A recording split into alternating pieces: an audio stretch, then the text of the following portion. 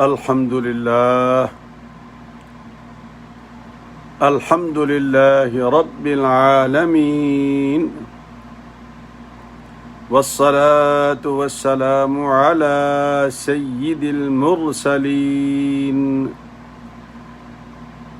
وعلى آله وأصحابه الطاهرين أجمعين. أما بعد، فأعوذ بالله من الشيطان الرجيم. بسم الله الرحمن الرحيم. واضرب لهم مثل الرجلين جعلنا لأحدهما جنتين من أعناب وحففناهما بنخل وجعلنا بينهما زرعا كلتا الجنتين آتت أكلها ولم تظلم منه شيئا وفجرنا خلالهما نهرا وكان له ثمر فقال لصاحبه وهو يحاوره أنا أكثر منك مالا وأعز نفرا ودخل جنته وهو ظالم لنفسه قال ما أظن أن تبيد هذه أبدا وما أظن الساعة قائمة ولئن رددت إلى ربي لأجدن خيرا منها منقلبا. قال له صاحبه وهو يحاوره أكفرت بالذي خلقك من تراب ثم من نطفة ثم سواك رجلا لكن هو الله ربي ولا أشرك بربي أحدا ولولا إذ دخلت جنتك قلت ما شاء الله لا قوة إلا بالله إن ترني أنا أقل منك مالا وولدا فعسى ربي أن يؤتيني خيرا من جنتك ويرسل عليها حسبانا من السماء فتصبح سعيدا زلقا أو يصبح ماؤها غورا فلن تستطيع له طلبا وأحيط بثمره فأصبح يقلب كفيه على ما أنفق فيها وهي خاوية على عروشها ويقول يا ليتني لم أشرك بربي أحدا ولم تكن له فئة ينصرونه من دون الله وما كان منتصرا هنالك الولاية لله الحق هو خير ثوابا وخير عقبا. صدق الله العظيم. بسم الله الرحمن الرحيم. إن الله وملائكته يصلون على النبي يا أيها الذين آمنوا صلوا عليه وسلموا تسليما. اللهم صل على سيدنا محمد وعلى آل سيدنا محمد وبارك وسلم. الصلاة والسلام عليك يا سيدي يا رسول الله وعلى آلك وأصحابك يا حبيب الله. الصلاة والسلام عليك يا سيدي يا رحمة للعالمين وعلى آلك وأصحابك يا شفيع المذنبين۔ انتہائی واجب الاحترام دوستوں، بھائیوں، عزیزوں، عزیز بچوں، بہنوں، بیٹیوں، السلام علیکم ورحمۃ اللہ وبرکاتہ۔ آج سورہ کہف کا پورا ایک رکوع میں نے پڑھا ہے۔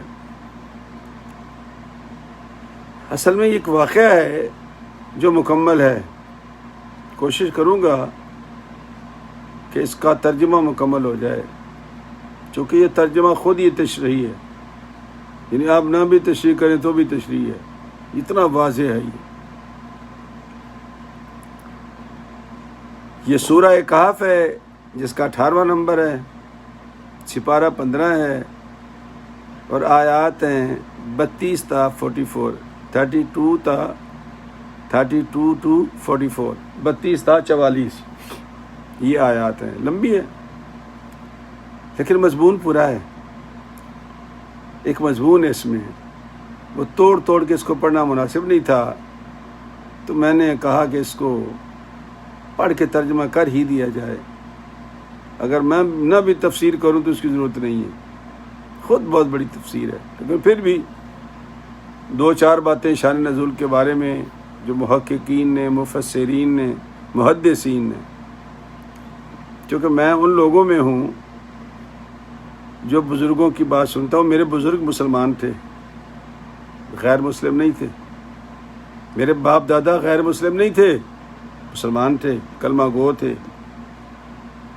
لہذا یہ جو آج کل ہمارے اوپر اعتراض ہوتا ہے نا کہ جو پرانے زمانے کے لوگ بھی یہی کہا کرتے تھے، پتہ فرق کیا ہے؟ ان کے باپ دادا غیر مسلم تھے، ہمارے باپ دادا مسلم ہیں۔ کتنا چکر دیتے یہ لوگوں کو، اللہ مجھے معاف کرے، اللہ مجھے معاف کرے۔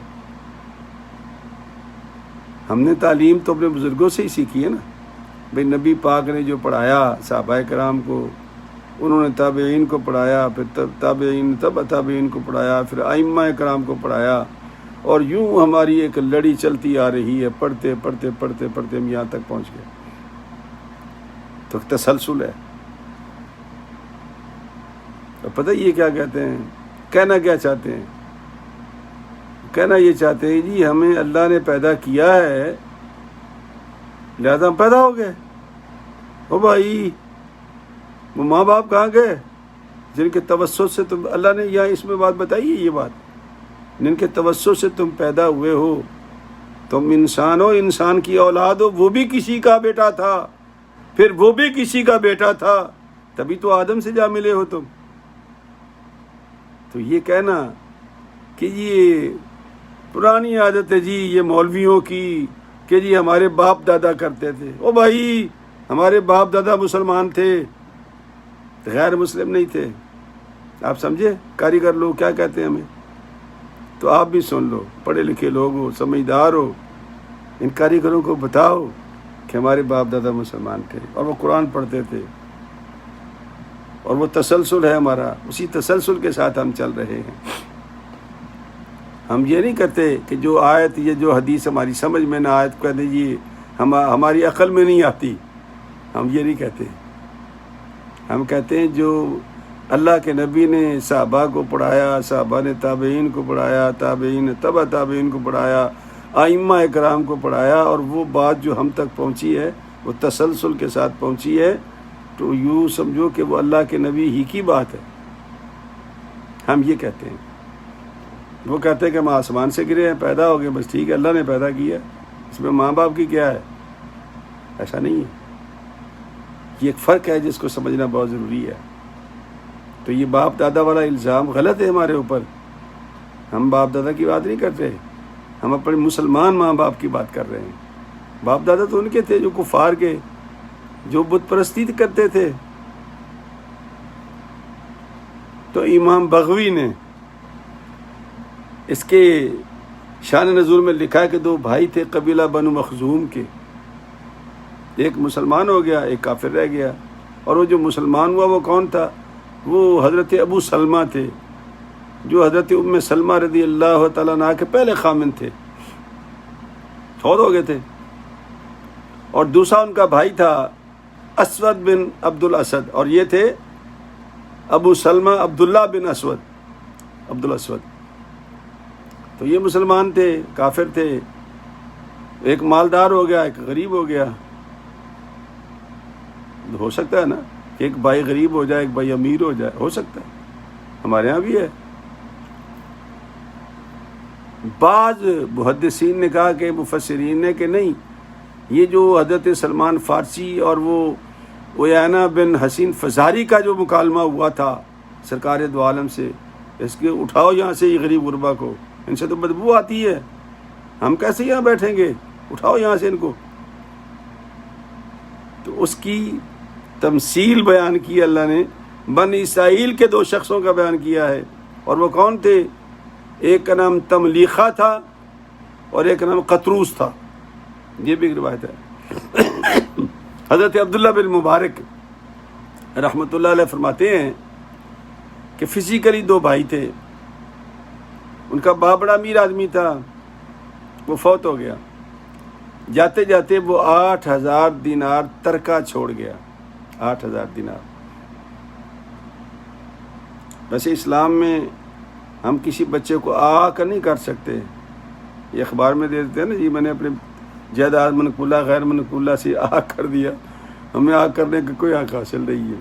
اگر کوئی جائیداد بچے گی تو بچے کا وراثتی حق ہے، وہ قرآن میں لکھا ہوا ہے. یہ بونگی مارتے ہیں ہم لوگ. لیکن یہ ہے 25% آپ کو اختیار ہے، جو مرضی آپ کریں، لیکن 75% بھی آپ کا کوئی اختیار نہیں ہے. یہ بھول جائیں آپ کہ میں نے اخبار میں دے دیا اب اس کو کچھ نہیں ملے گا، ایسا نہیں ہے. قرآن نے اس کا حصہ مقرر کیا، وہ برا ہو، وہ چنگا ہو، وہ بھلا ہو، بدماش ہو، وہ لچا ہو، لفنگا ہو. اگر بیٹا ہے آپ کا، نسبی بیٹا ہے، تو وہ حقدار ہے، آنکھ نہیں کر سکتے آپ. تو حضرت عبداللہ بن مبارک فرماتے ہیں کہ وہ 2 بھائی تھے، باپ فوت ہو گیا، 8,000 دینار وہ ترکہ چھوڑ گیا. تو جو مسلمان بھائی تھا اور وہ جو دین سے بے بہرا تھا، دین سے برگشتہ تھا، اس کو بھی 4,000 ملے، اور جو مسلمان تھا اس کو بھی 4,000 ملے. اب دونوں بھائی الگ الگ ہو گئے، تقسیم ہوگی جائیداد. اب جو بھائی تھا دنیا دار، اس نے 1,000 دینار کی زمین خریدی. تو دوسرے بھائی نے جو مسلمان تھا جا کے 1,000 دینار خیرات کر دیا اور کہا اللہ میں نے جنت میں زمین اس 1,000 کی خرید لی ہے، بس میری زمین تو الاٹ کر دے. اس کے بعد اس کے بھائی نے 1,000، سستا زمانہ تھا، دینار کی بڑی قیمت تھی، اس پہ مکان بنا دیا.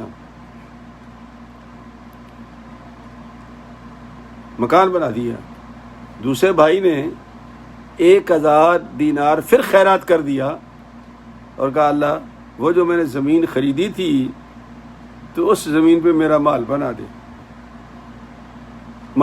میرا مکان نہیں کہا، مال بنا دے. پتہ ہے نا کہ جتنا بڑا وہ خالق ہے، جتنا بڑا اس کی ذات ہے، اس سے اتنا ہی مانگو. جھولی تو ہماری تنگ ہے نا، اللہ کی تو جھولی تنگ نہیں، وہ تو بے حساب دیتا ہے. واللہ یرزق من یشاء بغیر حساب. اللہ جب دینے پہ آتا ہے تو بغیر حساب دیتا ہے. پھر اس نے اگلا 1,000 دینار خرچ کیا. ایک عورت سے نکاح کیا جو بڑی نامور عورت تھی.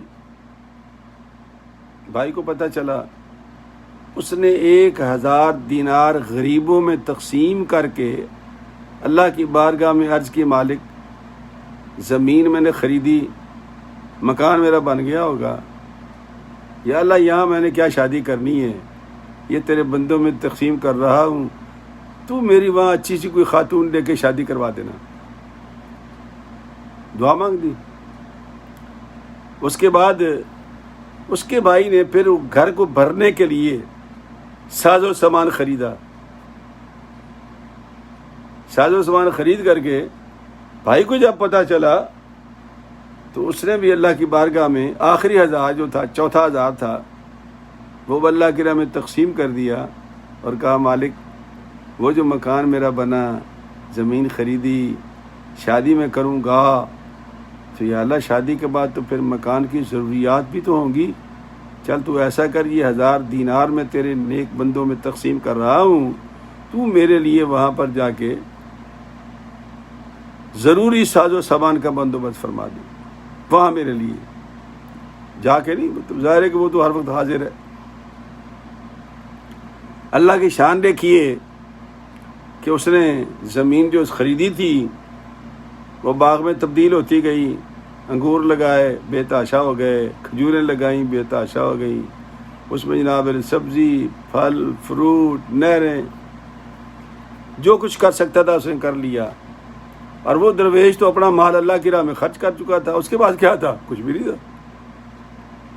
تو ایک دن وہ اپنے بھائی کے پاس گیا، اس نے بھائی کی حالت دیکھی، مالدار بندے بھائی نے، تو دیکھا تو برے حال بنکے دیہڑے. اس نے کہا اوئے وہ کہاں گئے تیرے پیسے؟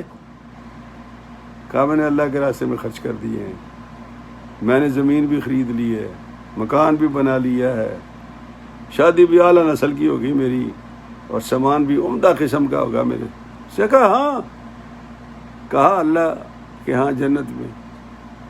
اور بے وقوف انسان، جنت کس نے دیکھی ہے؟ میں تجھے دکھاتا ہوں. تو وہ اپنے بھائی کو اپنے باغ کی سیر کرانے لے گیا، اپنے باغ کی سیر کرانے لے گیا. اب وہ دیکھا تو جناب علی لہلاتے ہوئے کھیت، کھجوریں، انگور، سبحان اللہ، کھیتی باڑی، پھل فروٹ کا. دیکھا یہ میں نے بزنس کیا ہے اس دنیا کے اندر. اگر ٹھیک ہے، اگر بالفرض محال قیامت قائم ہو گئی اور میرا یہ باغ وغیرہ تباہ ہو بھی گیا تو کوئی فرق نہیں پڑتا، یہ بہت بڑا باغ ہے، اللہ مجھے اس سے بہتر باغ دے گا. کیونکہ اس کو تو پتہ ہے نا کہ میں مالدار آدمی ہوں، تو پھر مالداروں کی وہ ٹیک کیئر بھی مالداروں جیسی کرے گا نا. تو غریب غربا آدمی تجھے کیا دے گا؟ وہ تیرے پاس تو آئی کچھ نہیں. تو اپنے زوم میں، اپنے تکبر میں، اپنی انانیت میں اس نے یہ دعویٰ کر دیا کہ جی میں تو مالدار ہوں، ہمارے لیے تو پھر رہتے ہی رہتے ہیں کیونکہ مالدار ہوں میں. اس کے بھائی نے کہا پہلی بات تو یہ ہے کہ تو نے بہت بڑی غلطی کی ہے. جب تو کھیت میں گھسا تھا اور یہ لہلاتا ہوا کھیت تم نے دیکھا تھا، اس کا جوبن تم نے دیکھا تھا، کاش تم نے یہ کہا ہوتا کہ ماشاء اللہ لا قوت الا باللہ. یہ کہتا تو. اس نے کہا بھائی کھیت میں نے وہ اگائے ہیں، محنت میں نے کی ہے، اور یہ کیا کہہ دیا تم نے؟ اس نے کہا نا ایسی بات نہ کر، میں جانتا ہوں تو میرا بھائی ہے، تجھے اللہ نے مٹی سے بنایا، مٹی سے، اور پھر ہمارے ابا کے نطفے سے تم پیدا ہوئے ہو. اس کے بعد اللہ نے ٹھیک ٹھاک کر کے ہمیں مرد بنا دیا. نہیں غور کیا کبھی تم نے کہ ہماری اوقات کیا ہے؟ کہنے لگا بھائی تیری ہوگی میری نہیں ہے. تو اس نے لن ترانی شروع کر دی. کہتا دیکھ یہ جو غریب غربا ہوتے ہیں نا، ان کی یہی باتیں ہوتی ہیں، اللہ کی بڑی باتیں کرتے ہیں. میرے پاس مال ہے، دولت ہے، نوکر چاکر ہیں، بہاریں ہیں، جدھر نگاہ دوڑاتا ہوں، بلے بلے. اور تو وہ جی اللہ نے کیا تو اللہ کرے گا، جی تو اللہ کے پاس ہے. وہ یہ کیا ہے یہ؟ اس نے کہا دیکھ باسو لن ترانی نہ مار، وہ بڑا قادر مطلق ہے، ہو سکتا ہے وہ مجھے تجھ سے بہتر باغ عطا کر دے، مجھے تجھ سے بہتر زندگی عطا کر دے، مجھے تجھ سے بہتر ساز و سامان عطا کر دے. وہ قادر مطلق ہے. اس نے کہا کل کس نے دیکھی تو آج کی بات کر. خیر اس کا بھائی جو تھا بڑا رنجیدہ کہ یار میں کس لیے گیا تھا، چلو میرا بھائی ہے، اس کو میں اللہ کا راستہ دکھا دوں، لیکن وہ تو میری ظاہری حالت دیکھ کر میرے پیغام کو بھی نہیں سننا چاہتا کہ تو غریب غربا ہے۔ اب تصور کریں پچھلے واقعے کو، جو ویانا بن فزاری نے، حسین فزاری نے کہا تھا سرکار دو عالم سے کہ محبوب کہ ایسا کرو کہ یہ سلمان فارسی کو اٹھا دو یہاں سے، یہ بدبو آتی ہے اس کے پاس سے، یہ جتنے یہ بیٹھے ہوئے نا سارے اٹھاؤ یہاں سے، اور یا ہمارے لیے الگ ایک کمرہ مقرر کر دو، تاکہ ہمارا تو حق بنتا ہے نا، ہم تو بڑے لوگ ہیں، مالدار لوگ ہیں، اگر ہم مسلمان ہو گئے تو تیرا اسلام چمک جائے گا ہماری وجہ سے۔ یہ تصور میں رکھیں، یہاں بھی وہی بات ہے۔ اس نے کہا تو غریب غربا ہے، تیرا پیغام سن کے میں نے کیا کرنا ہے، کم از کم دانے تو میرے پاس ہے نا۔ جیسا تو آپ کو میں نے ایک لطیفہ سنایا تھا پرانا، اگر آپ کو یاد ہو تو کبھی کبھی ریپیٹ بھی کرتا ہوں۔ سعدی رحمۃ اللہ علیہ سفر پر تھے، ٹریولر تھے، مسافر تھے، تو پگڑی بھی پھٹ گئی، جوتا بھی پھٹ گیا، کپڑے بھی پھٹ گئے، سفر نے برا حال کر دیا، بانکے دیہڑے پسینوں پسینی۔ تو آگے سے ایک زمیندار جا رہا تھا، اس نے اپنے گدھے پر گندم لدی ہوئی تھی، گندم، وہ گدھا بڑا مشکل سے چل رہا تھا۔ تو سعدی نے کہا کہ اس کے اوپر کیا لدا ہے؟ اس نے کہا جی گندم ہے۔ تو کہا یہ گدھا آہستہ کیوں چل رہا ہے؟ کہا یہ وزن ہے، وزن کی وجہ سے ہو رہا ہے ایسا۔ کہا وزن میں کیا کیا ہے؟ اس نے کہا جی یہ گندم ہے، دانے ہیں، اور ادھر میں نے ریت ڈالی ہوئی ہے، بیلنس کیا ہوا ہے چھٹی کو، بورے کو۔ اس نے کہا اچھا ایسا کرو میں تمہیں مشورہ دیتا ہوں دو کہ گدھے کو کھڑا کرو، یہ چھٹی کو، یہ بورے کو اتارو، ریت نکال دو، اور یہ گندم آدھی آدھی کر لو۔ جب یہ آدھی آدھی کر لو گے تو وزن ہلکا ہو جائے گا اور بیلنس بھی ہو جائے گا۔ تو زمیندار نے باب سعدی کی پگڑی سے لے کر کے پے کے جوتے تک دیکھا، دیکھ کے لگا اوئے تو غریب غربا ہے، اور تیرے جیسے غریب غربا کے ہم مشورے نہیں لیا کرتے، کم از کم دانے تو ہیں ہمارے پاس۔ یہ بھائی کہہ رہا اس کو، آج بھی ہے یہ حالت۔ اگر اللہ پاک کسی بندے کا، بھائی کا، دوست کا، عزیز کا ہاتھ پکڑ لیتا ہے نا، تو وہ اپنے عزیز و اقربا کو عزیز نہیں سمجھتا، اقربا نہیں سمجھتا، وہ شریک سمجھتا ہے، اور اس کے اوپر ڈومینیشن، حکومت کی بات کرتا ہے وہ۔ یہ ہمارے اندر آج بھی پرابلم ہے، اور آج ہم کیوں مار کھا رہے ہیں؟ انہی وجہ سے کہ ہم نے مٹیریل پہ، مادے پہ انحصار کر لیا ہے۔ ہم اللہ اور اللہ کی رضا کے لیے نہیں دیکھتے، سرکار دو عالم کے پیغام کی طرف نہیں دیکھتے، بلکہ کیا کرتے ہیں؟ مٹیریل کو دیکھتے ہیں، مادے کو دیکھتے ہیں۔ اللہ اکبر۔ تو بہرحال وہ بد دل ہو کر بیچارہ گھر آ گیا۔ جب گھر آ گیا تو کیا دیکھتے ہیں کہ صبح اللہ تعالیٰ نے، گرمی کا موسم تھا، جب وہ گیا تھا تو عصر کا، شام کا ٹائم تھا، سیر کرتے کرتے لہل آتے ہوئے کھیت دیکھے تھے۔ صبح اٹھا تو ہوا چلنی شروع ہوئی، اور ہوا تیز ہوتی گئی، گرم ہوتی گئی، لو جسے لو کہتے ہیں، وہ ایسی گرم ہوئی، ایسی گرم ہوئی، ایسی گرم ہوئی کہ اس نے جلا کے راکھ کر دیا سارے کھیتوں کو۔ اور جب وہ دورے پر، جسے کہتے ہیں چکر لگانے زمینوں کا، جب وہ واپس آیا بیچارہ، تو وہاں خس و خاشاک کی طرح عرشہ صاف تھی۔ اب اس کو خیال آیا، اوئے یہ کس نے کر دیا؟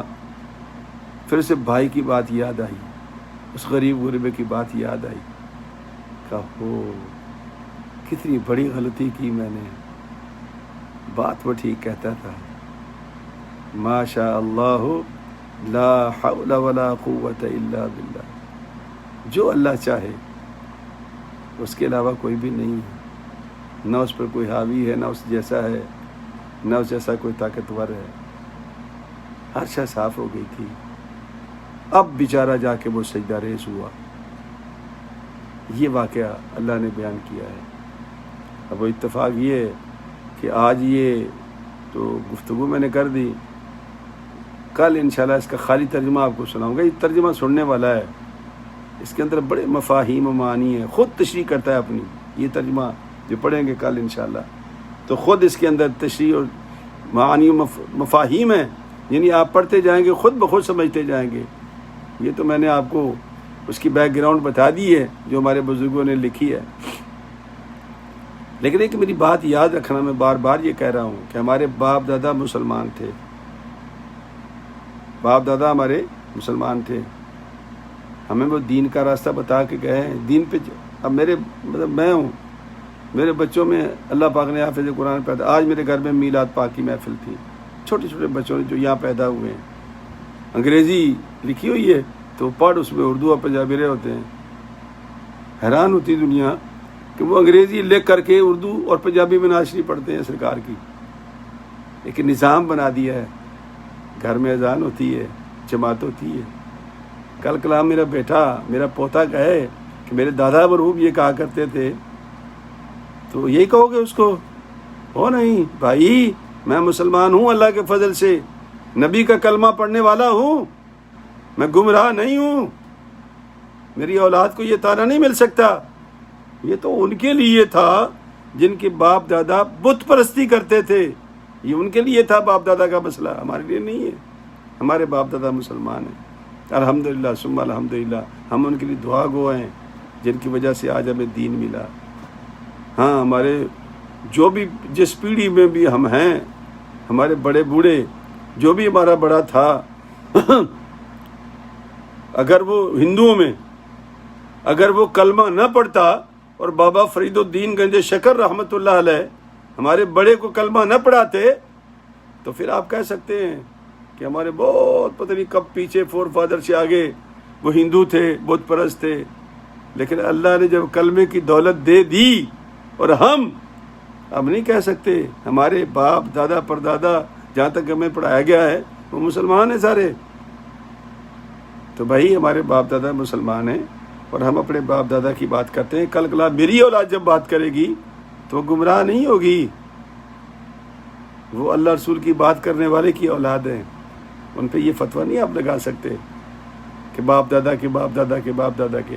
تو اللہ تعالیٰ یہ اس لیے میں کہہ رہا ہوں کہ آج ایک صاحب نے کلپ مجھے بھیجا ہے، پتہ نہیں کیوں باتیں مجھے یاد آ جاتی ہیں، کرنی پڑتی ہیں آپ لوگوں سے، ضروری ہے۔ یہ کلپ بھیجا ہے، کوئی صاحب ہیں تو وہ گفتگو فرما رہے تھے، اپنی مرضی کی گفتگو فرما رہے تھے کہ جی یہ ساری دنیا جو ہے یہ غامدی کے پیچھے پڑ گئی ہے، غامدی بیچارے کو یہاں سے بھاگنا پڑا، اس نے جا کے پتہ نہیں امریکہ میں ٹیکساس میں کہیں پناہ لے لی ہے اور جناب اسے جان کا خطرہ ہے۔ تو ویسی باتیں نہ کرو جس سے جان کا خطرہ ہو، پوری دنیا پاکستان میں بیٹھی ہے، جب تم ایسی غلط باتیں کرو گے تو جان کا خطرہ تو ہوگا، تو پھر ڈرنا کیسا؟ اگر تم کہتے ہو تم حق پر ہو تو مقابلہ کرو حق کا۔ حضرت امام حسین نے تو سر دے دیا تھا، بھاگے تو نہیں تھے، اور تم کیسے مبلغ اور موحد ہو کہ جان بچا کے بھاگ گئے ہو، کہتے میں حق بولتا ہوں۔ او بھائی جماعت کے ساتھ رہو، جتنی برکت جماعت میں ہے۔ یہ چھوٹے موٹے اختلافات تو گھروں میں بھی ہوتے رہتے ہیں، وہ ہمارے چھوٹے موٹے اختلافات کو ہوا بنا کر لوگوں کو گمراہ مت کرو۔ آج جو اس کا مرید تھا وہ کہہ رہا تھا جی کسی نے غلط کہا ہے کہ غامدی صاحب ختم نبوت کو نہیں مانتے، وہ تو مانتا ہے جناب، وہ کہتا ہے کہ سرکار کے بعد کوئی نبی نہیں آئے گا، خاتم النبیین ہے، نہ کوئی ذلی آئے گا نہ کوئی بروزی آئے گا، اور کتابوں میں کچھ اور لکھا ہوا ہے۔ دھوکہ دیتے لوگوں کو اور ہمیں باپ دادا کا طعنہ دیتے ہیں۔ نہیں بھائی، ہمارے باپ دادا مسلمان تھے، اور جو یہ ہم پڑھتے ہیں اللہ کے فضل و کرم سے وہ ان کی بتائی باتیں پڑھتے ہیں، چونکہ ہم تسلسل کے ساتھ آ رہے ہیں۔ زنجیر کیسے بنتی ہے؟ کڑی سے کڑی ملتی، کڑی سے کڑی ملتی ہے تو وہ زنجیر بن جاتی ہے۔ اگر کڑی کڑی سے نہ ملے زنجیر نہیں بنتی۔ تو ہم سلسلہ کسے کہتے ہیں؟ عربی زبان میں سلسلہ بھی زنجیر کو کہتے ہیں۔ اس لیے بعض بزرگوں کے صوفیاء کے بھی سلسلے ہیں تو ان کو بھی برا کہتے ہیں لوگ، یہ آج برا کہتے ہیں۔ 100 سال پیچھے چلے جاؤ، انگریز کا زمانہ تھا، دین کیسے بچا ہے تمہیں کیا پتا یار؟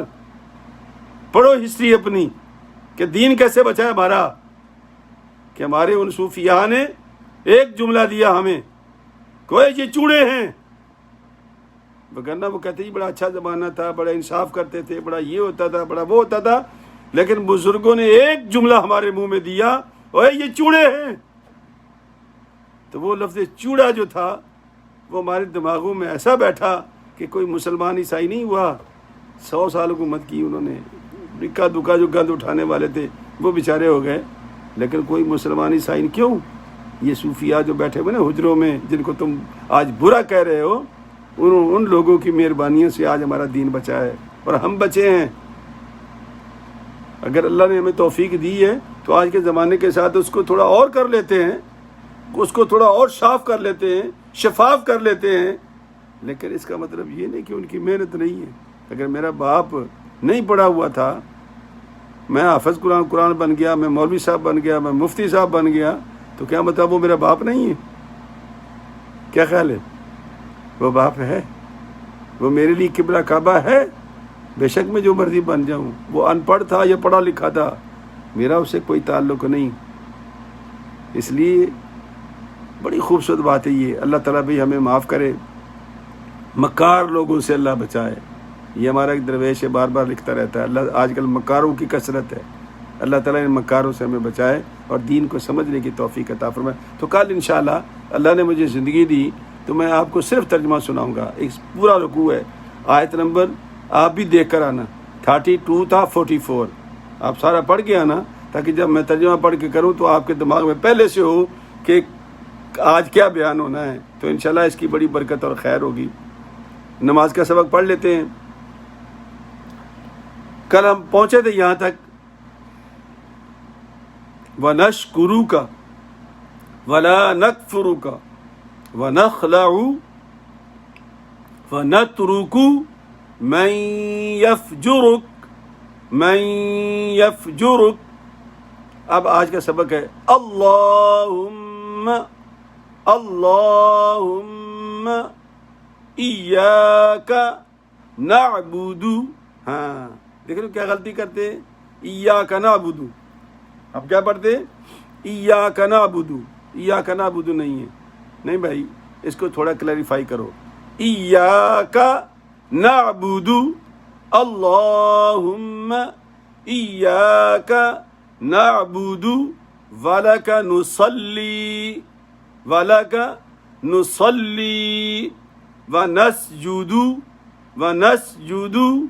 وإلیک نسعى